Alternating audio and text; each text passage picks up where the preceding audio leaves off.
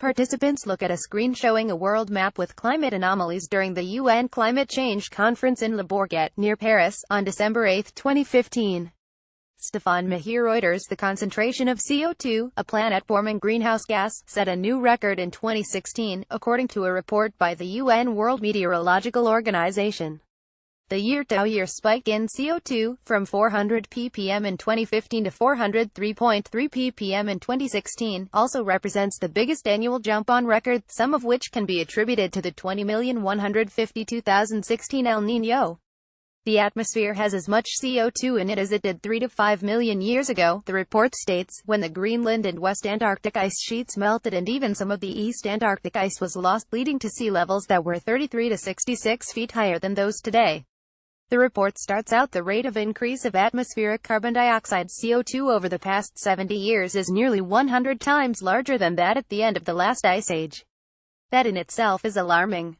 But here's the kicker, and the thing that may end up being more important than the total amount of CO2 in the air as far as direct and proxy observations can tell, such abrupt changes in the atmospheric levels of CO2 have never before been seen.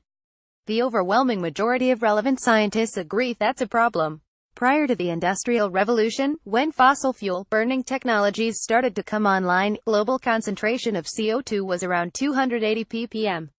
In just 100 short years, the blink of an eye, geologically, that level surged above 400 ppm.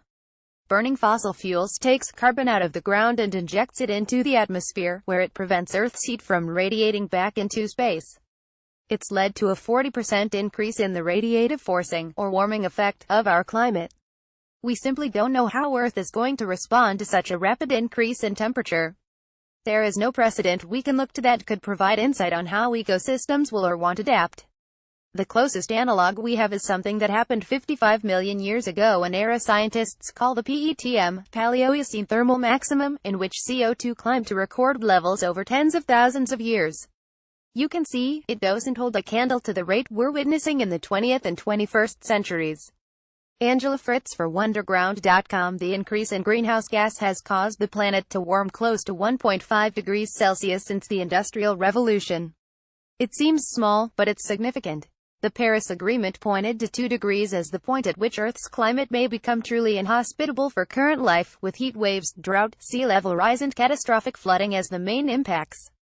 The agreement basically says staying below that threshold is how we can avoid the most harm.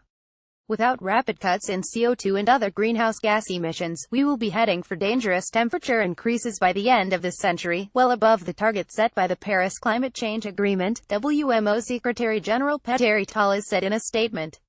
Future generations will inherit a much more inhospitable planet.